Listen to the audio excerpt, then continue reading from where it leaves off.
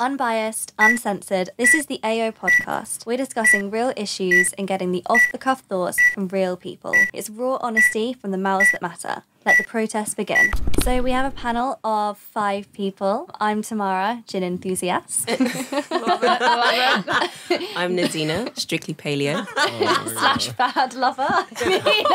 Everyone, I'm Ellie. I'm one of those people that likes to scream to rock music in her car, and my favourite animal is a bunny rabbit. I'm Matthew, and in the closet emo is somehow running a company. The next Bill Gates. Yeah. Oh, God. I'm Kate, trend forecaster and punk light. Not punk light. 0 calories. You need to copyright that or what's Yeah, trademark it. I'd like it on a t-shirt, like with a Coca-Cola label. Fashion, I mean, that's what it's all about. 2017. Okay, so this is the last podcast in our fashion protest series. With the first 2, we started with a very kind of individual identity and individual fashion protest. But today we really want to widen that and talk about kind of fashion protest to the masses. And essentially, I mean, the overarching question in this podcast is fashion becoming more or less subversive? And so this is the idea that fashion as we know it is built on subcultures that are protesting against something. Because of online and social media, these trends can be picked up by everyone within a second. Right, and saturated, yeah. I mean, it's so oversaturated that a small group is a punk and now everyone's a punk. Right. How is that a protest? Who are you protesting against when everyone is following that trend? Right. I mean, how do we think that kind of fast fashion and consumerism has affected subcultures? I think fast fashion is really sort of built on conformity. It has to be built on people who are willing to sort of conform to any sort of standard or any sort of trend or just anything that gives premise to sell on a mass scale. When we're looking at subcultures, when we're looking at counterculture, we are effectively looking at people or a small group of people who are saying, actually, I don't buy that. I subscribe to this, and maybe that links to their identity or whatever sort of message they're trying to get across. The way in which fashion has in the past been able to sort of manifest itself or reincarnate itself, it's always been based on those people, those key individuals, those key influencers, those key people who have protested and said, right, this is not for me. The mainstream's not for me, but I'm going to, sort of look towards the essence of the values that I represent. That's been expressed through the way in which I dress. That's what fashion is effectively used as a way of authenticating its direction, its future, all the sort of trend-driven styles that have come and gone. That's where it essentially comes from. Going forward, if people are going to be a little bit more conformist, it's not going to bring about the chance, I guess, for people or for subcultures to grow. I don't know, it's very difficult to explain because I know that people are becoming a little bit more subversive, but yet when you're looking at the context of subculture, I don't feel that the same kind of translates. The individual is becoming subversive, but is the circumstance in which we're in, does it support that anymore? I don't think we are going to get a subculture that is going to be as, sort of impactful, whether that's a word or not, but to the fashion industry as we've seen in eras past. I don't think to that same extent because of the sort of economical and political environment that we're currently living in. It won't support that. It supports the privatized individual. It supports, sort of everyone it breaks down communal bonds. So there's no sense of community anymore, so everyone is sort of in their own space, in their own lanes, trying to survive on their own. There's no sense of belonging anymore. The funny thing is we were talking about a lot of people like to have a sense of belonging. They like to sort of be associated with particular groups that are going to elevate their social status. But it's completely different when we're looking at it from the sort of fashion context or within a fashion perspective. Yeah. It's completely different. I kind of feel like you're right. I don't think we will get the same kind of subculture movements that we did, mods, rockers, punk, right? Particularly the kind of 3 that I'm thinking of because they're the ones that I know the best. Partly, I wonder if it's just because it's already been done and they did make such a big impact. Another subculture coming through, it's not going to have the same impact. There'd never been anything like these young people doing that ever. For the older generation, for that generation who were doing it. But for us, we know so much about it. Exactly. And I think as well, it was definitely impacted because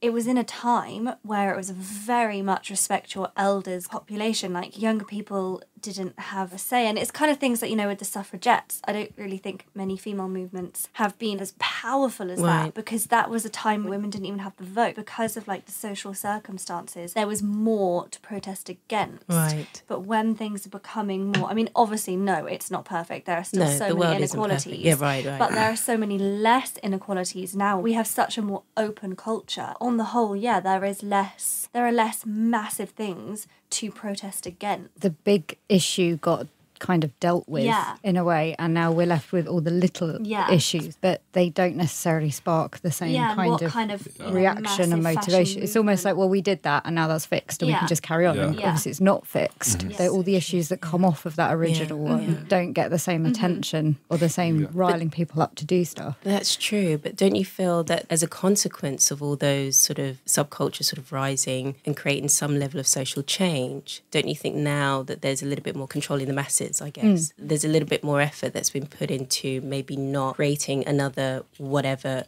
social movement or social protest movement in the past, and it's sort of maybe pacifying a lot of people. So it's things that we don't actually see, hear or know about that I feel like clubs or key places where a lot of like-minded people congregate and meet, discuss, exchange ideas. If those things are being shut down, I don't know if everyone's aware of like a lot of like clubs in London that have just literally gone and turned into apartments or, you know, new developments, whatever, by foreign investors. But I don't think people realise that there's a slow sort of insidious, I call it insidious, but an effort to really sort of get rid of any impetus or any sort of external mechanism that could reenact any sort of protest or social change movement to that extent, to the extent that we've seen in the past. And like youth clubs are closing and it's not sort of encouraged for young people to gather together to exchange. In any sense. In some ways, it's kind of, I was talking about this before, it's kind of moved online. People consolidate with each other and you find groups of people you might not even know online. And I think in some ways, like I believe that subcultures are going to have to adapt to this new world that we're in, because we're not going offline now. Social media is not a trend. It's not something that's going to go away. With advertising going on all platforms now, and there's so much more emphasis, it's not a fad. And I think for this to survive and for fashion to go further, it's just going to have to evolve into the society we're in now. It's true, but don't you think that with online,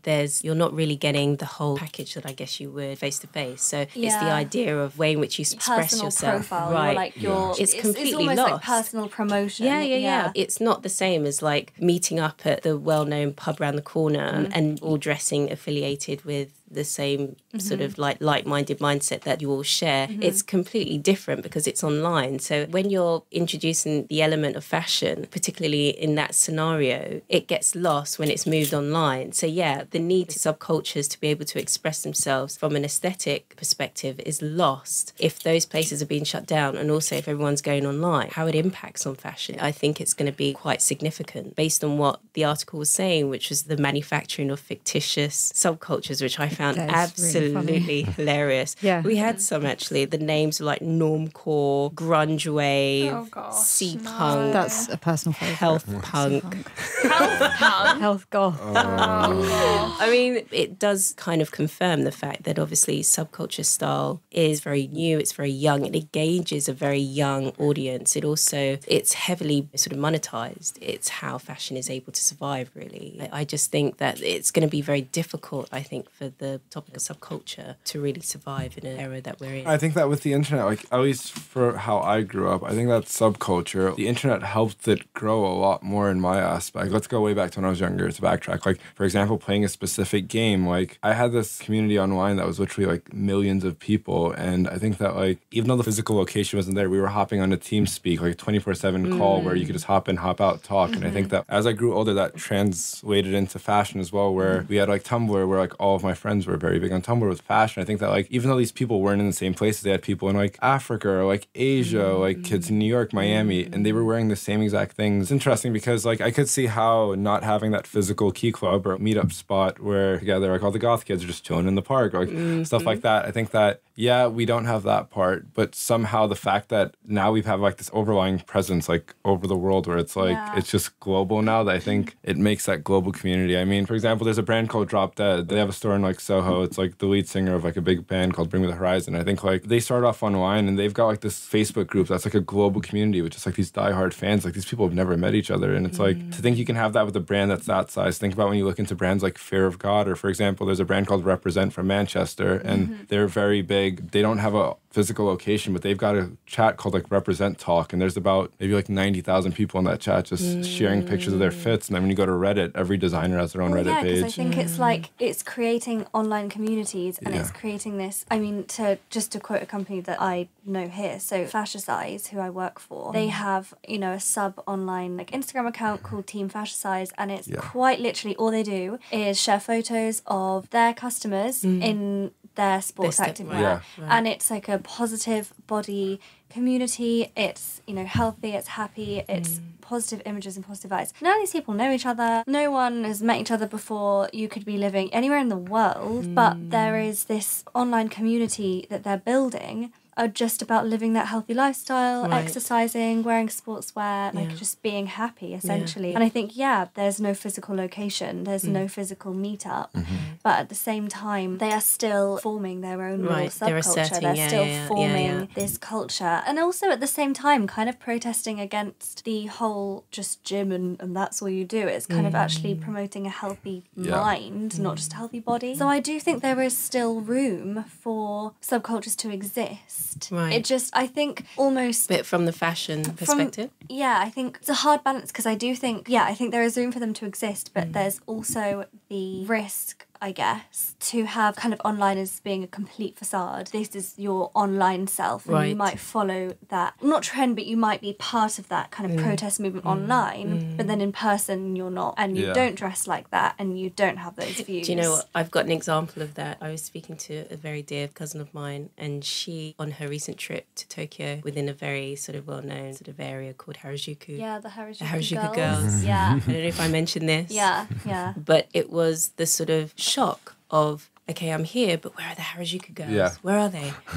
Where are the pom-poms and the pink and the colours? And her friend said, well, they've gone to their homes where they've realised that now the internet can make them famous. They dress up in their homes, take images of themselves and do whatever it is, interact online, and then when they go outside, when they step outside, they're completely normal. That's the most unradical thing I've ever heard. I would not call that protest. I call that that's cheating. Like, it's like cheating. It's like faux protest, and that's the thing. Exactly. You can't regulate it. No. You can't, because in the physical world, you address like that. Like you can't make people see you dressed as something else, and that's not a thing. I think there's a thin line between using kind of Instagram and Tumblr for promoting subculture, and then between actually using it to kind of cheat in a way, and not doing it in your actual life, but just doing it online and thinking, I'm part of that movement, I'm part of that movement, but you're not. Do you know what it is? I think the missing ingredient is lifestyle, because subculture used to be about lifestyle. It embodied the arts, the culture, music, the entertainment, everything. You were about that represented that subculture. Now I think people kind of pick and choose. I think like a perfect example of that would be like you bring up like streetwear, like Supreme and Palace are perfect examples of like growing up like in New York. Supreme would be like you'd go to the shop and there'd be kids skating in front. Now it's like you've got runway models wearing Supreme. And the same thing with Palace. When I first moved to London, Palace was a streetwear brand selling like 15-pound t-shirts, and now they've got a store in New York, store in Soho. It's crazy. It's kind of, I think it's almost like the curse of commercialization. Yeah, exactly. Yeah. It's like it almost, I don't want to say it sucks the fun out of it, because I don't think it is fun to be a subculture fighting for your rights. It's almost like, it's what I said in the last podcast, where I think people have achieved what they wanted to, and it's just not what they expected. It's like, best example I can think of that isn't necessarily fashion related, but I think it affects it in terms of what the hippie movement does. We always refer to hippie and boho as a trend now. When that was around, obviously people were protesting the Vietnam and then the Korean War. Right. We're in a situation now where I don't think America and the UK are going to do that anymore. I think everybody's thought we can't go into a country and invade it. And so you had, Trump dropping the bombs on that place and saying that's the last thing I'm going to do. And this constant, will they, won't they with Korea, but it's not really extreme and as bad as it was to provoke an entire movement that involves the way you dress, the things you smoke, what you say. It's almost got to the point now where now you've achieved what you wanted to with the Harajuku girls. It's like no one wants to go out and shout about it anymore. You have the right to go out and dress how you want to. You had the right, like we said in the first podcast, to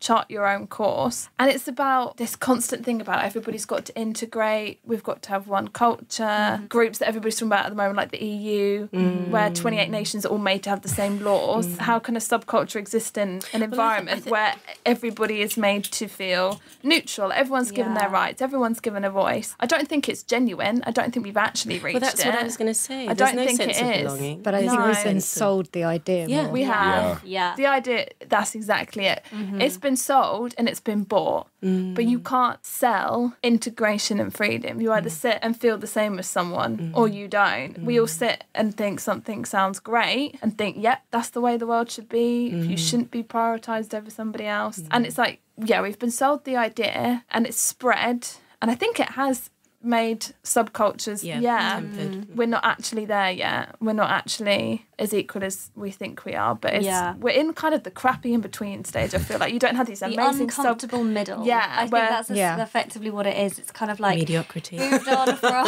and we've accepted a lot of things that perhaps maybe become too previous generations didn't accept. Do you know, it's that people are like, you shouldn't shout about anything now. You shouldn't shout about how you don't like somebody else, and at the same time they shouldn't stand up and shout about how they don't have the same rights as everybody else. It's like no one should shout at each other anymore. Well, it's kind of like how we said in the first podcast, and it's like, you know, you do your grind for 50 years and you work, and then you stop that and then do what you actually want to do in life. And we've accepted it. We've been like, that's the course of life. That's normal. Midlife crisis is pretty normal, no? Like everyone gets this what's going when they're 50. That's just the course of life now. I think we've become too accepting of that and less kind of willing to protest anymore.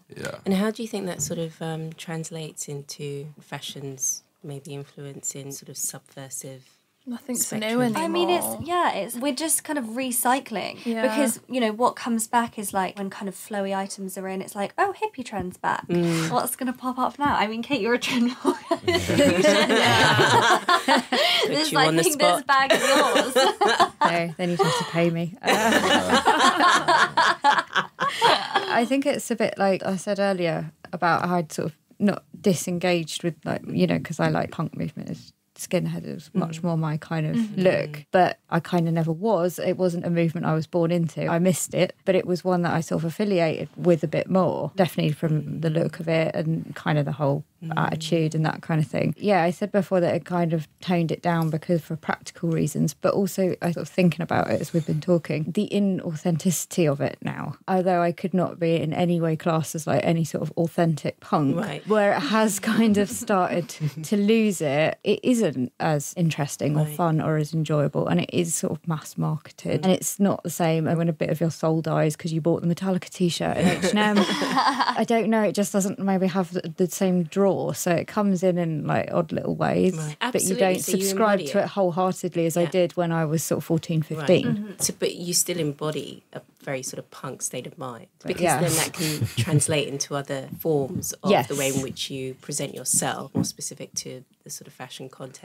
It doesn't have to be through the very stereotypical ways of I think the demonstrating stereotypical bit has started to kind of ease off a bit. I completely understand. And I think in some way, shape or form, I have a very punk state of mind. It's that sort of embodying whatever it is that the system sort of constructs. It's almost, no, I want the liberty to be able to express myself and not adhere to all of that. You know, I completely agree. The way it sort of transcends into the fashion is pretty much my rejection of trends. It's my rejection of anything that I'm told I should wear at a certain time. So my wardrobe typically will be a mixture of, you know, sort of inter-seasonal clothes or clothes that you could possibly wear in summer, I'd still wear in the winter. Like I don't adhere to sort of seasonal trends, nothing like that. Obviously I'm going to wear something warmer in the winter. I'm not going to go with a mini skirt, you know. I would if I could. I genuinely would. If the mood strikes. It I think sometimes as well with your like the kind of subcultures that you more inclined to be on board with, you don't necessarily always follow kind of the fashion that's associated with them. You kind of follow the lifestyle, because I know, like, not to exploit Ellie here, but you are like a little rock star underneath that. Oh, You're like old vintage rock. Definitely. But you could not dress further from that. I thought, well, the day that I met you guys, I was like, I'm dressed like a groupie.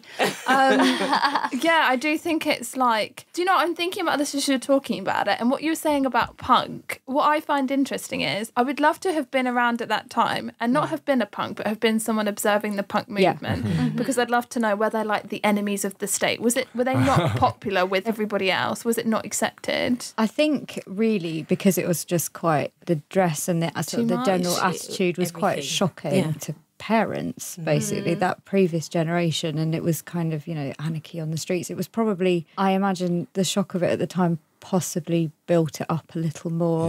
Built up the threat a little more than it actually was. Because we don't perceive it because we wouldn't now. We wouldn't don't call see it punks like a terrorist now. group or something like that. But do you know what I mean? But you would get called that. But now. I think the difference in behaviour between that generation and the one that came previously, it was quite a shock for people. And perhaps their reaction was more over the top than it needed to be. That's where I feel the shift is. You saying I'm like a rock lover, because I do feel like that inside. I am a different person when that is playing.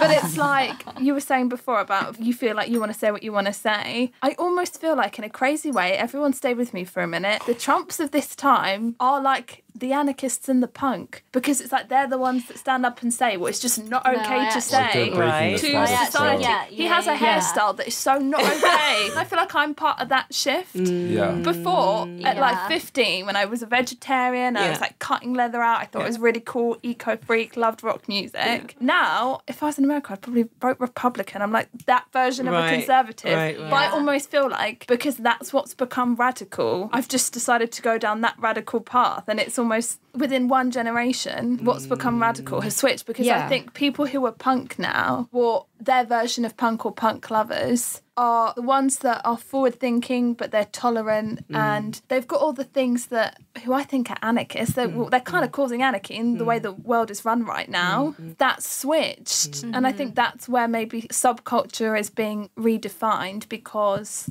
the subcultures before have become more mainstream. People have coined onto them because they want to belong, or because they do believe what the subcultures say. And I do think I am one of those people that think we have done a change that was just too fast, and they can't cope with how much has gone on so quickly, and so their form of protest is to just say, I've had enough for the moment. Progress for the sake of progress is not worth it, and it's almost like they've wanted to go back a bit. I don't know, but when I think punks today, like people, or even not that, hippies, or just someone like Vivienne Westwood, who would look at someone like Trump and just want to punch them in the, I don't think she wants anybody like Theresa May, anybody like that. She just wants to punch them. I look at them and I just think, Vivienne, you're so likeable. It's so ironic. You're so likeable, and they're so not. They're almost the shocking ones of the day.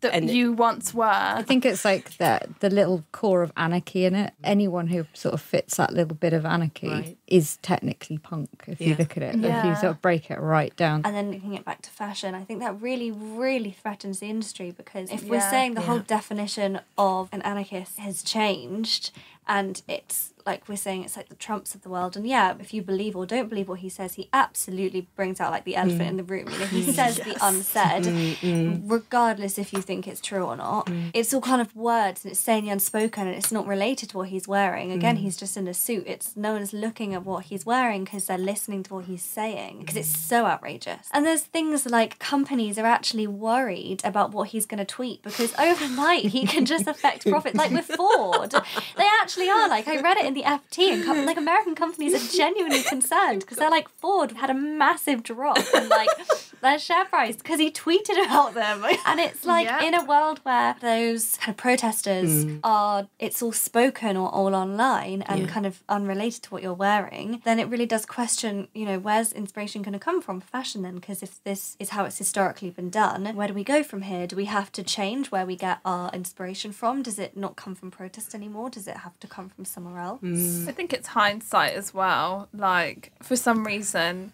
what you were just saying made me think of the Boston Tea Party. I don't know why, Yeah. but just me thinking about all these people dressed in this great get-up throwing tea into a river and thinking, well, that's kind of being an anarchist. But I don't think anybody at the time would have thought, you are really inspiring, guys. Or they would have got what they were going for. But it's almost like sometimes I don't think it's easy in the moment, especially with something like this. This is where I admire what you do, Kate, because how the hell are you supposed to trend forecast what is going on right now? Because nobody could have guessed back then when those, what do you call them, freedom fighters? Freedom fighters? Yeah, whatever they were. Who could have predicted when they did what they did where that was going to go? And I almost feel like we'll probably look back 5 years, 10 years at this podcast and what was going on. And there was a lot more going on with subcultures than we realised. There's people having a bigger impact. And I think what was going on with nation nurturers at the moment, I think that probably has a bigger impact. I don't think it's a coincidence that people are obsessed with made in Britain product, home produce, and that filtering into fashion. People want to try and bring top shops out factories back in London now. Right. I think that ties in with what's going on in general at the moment, that people went so outward, so globalised, and we made so much progress so quickly that actually subcultures are turning in, which is a bit of a weird thing because normally subcultures might be immigrants that have come or they've got influence from somewhere else that's brought into a different culture. That's why they're different. Whereas actually a subculture, I do think we'll look back and we will class it as that, are people already here that are going in on themselves, that have just felt it's all gone so soon, and that has impacted on fashion, the way we buy and we look at the label, where's it from, what's going on. I think that we will look back and see more subcultures than we realised. So are you kind of saying that because we are living within it and we're kind of first-hand experiencing this kind of turning tables, and this shift, this movement in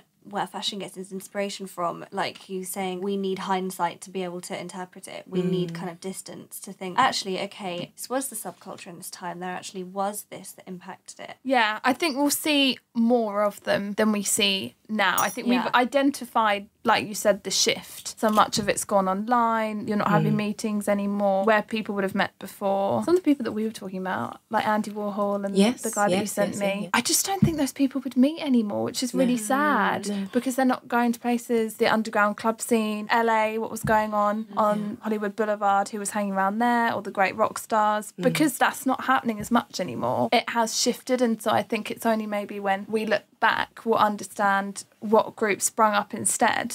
Because I don't think they ever really goes away, as much as the world tries to integrate everyone and blanket everybody and we're all the same and nobody feels different. I don't think that has been achieved. And because that hasn't been achieved, there will always be subgroups. Do we sort of feel as though fashion is actually becoming more subversive?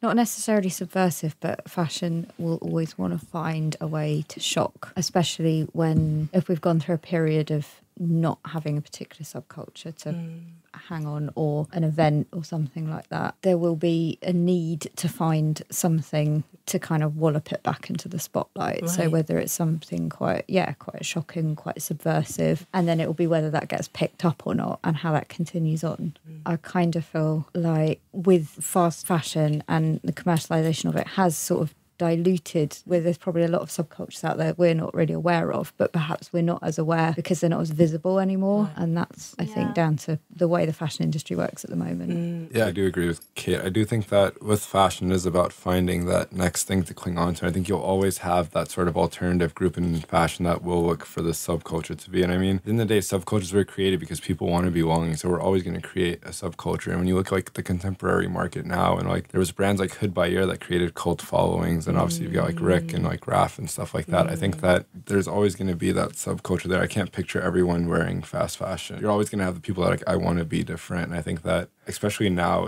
we're at that weird point where you're sort of seeing it happening with like streetwear brands and stuff like that, and like sort of the fall of like the luxury sector, and then contemporary sort of like making its way back up. I think that, I don't know. It's weird. Yeah, no, I agree with what you're saying, but do you feel as though fashion as a whole could go in the direction of being more subversive? Because what you're saying is that, there are sort of subversive fashion designers, fashion labels out there that kind of maybe harness like a specific group or a following, but on the whole, could fashion potentially go in that direction of being more subversive? Or It's hard. I think it's one of those things where it's like, I can't think of an example of how it can be more subversive, but as she said, it's always going to look for that shocking thing. So I definitely think it's one of those things that are constantly going to evolve. It's hard. Like, I can't tell you how, but it will still be subversive. Yeah. And Ellie?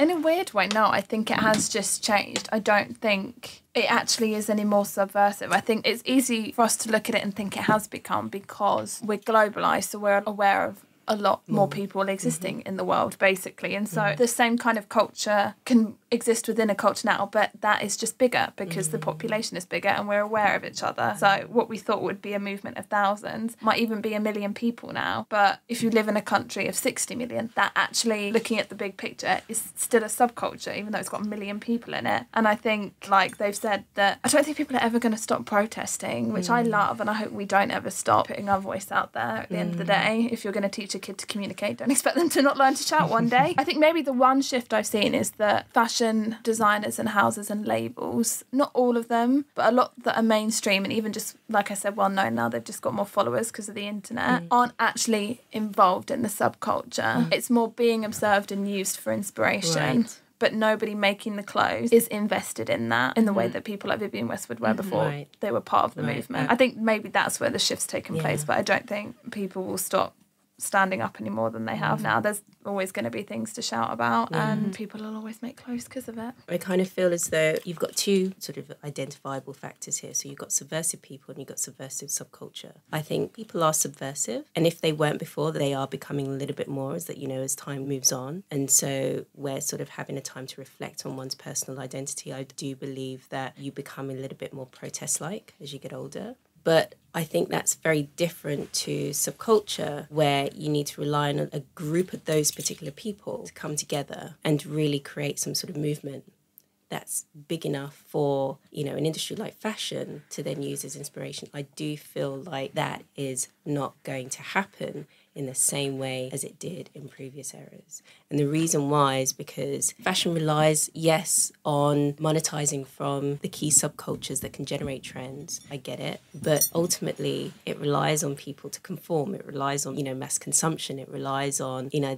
the idea that people buy into trends. So it's not really going to try to ignite any sort of subversive bomb, as it were, where everyone's going to be affected. So I think it will want for there to be subculture in order for it to use as key trends going forward. But I just don't think social society as it stands and in the future will be able to harness that. It can't support subculture because of the way, when you're looking at politics and economics, the way everything is going, there's no way that it can coexist. So I think fashion is really running into a bit of a serious problem. If it's to be taken seriously and if it's to be considered as a very authentic, very real sort of art form, it needs to have these things in order to survive. Otherwise, you're not going to get the sort of creative inspiration, the sort of the natural sort of fluidity and flow of all these genius people sort of coming into fashion and making a real change. You're not going to get that anymore. The dynamics changed, and I think that the playing field that we're on now is completely different to the one in which all of these, you know, like the punk era and the hippie era were built upon. It's completely different. It's a different ballgame entirely. I think as long as we have fast fashion and as long as everything is commercialised, yeah, as you said, we're not going to have those big bomb explosion movements. But in some respects, I think that's okay. It will evolve, and naturally, like everyone else has said, people will always protest. People will always shout about something because the world is never going to be perfect. You solve one issue, another one comes up. Right. It's really pessimistic, but like it just is. And I think what's going to happen is that, again, fashion will evolve again, and the way in which inspiration is got and how subcultures survive will have to evolve again. I mean, I think years and years and years back, I mean, we're talking like 18th century here, like fashion trends were built upon royalty, and it was like, you are aspirational figures, you wear this, we wear this. It filtered down from that, not from people protesting. Fashion did not come from that. It came from the elite. And, you know, it's always developing. And I think what we've hit here, we've just hit another development phase, you know. It's hard to see without hindsight what's going to happen, but I think fashion will become more subversive again, but it's really difficult to say how. But I don't think it will be subversive in the same way as it was before. I think that era is, you know, sadly over in the way that kind of happened. But there was always going to be a new way of subcultures existing. It will just have to be different. This is the end, beautiful friend. This is the end.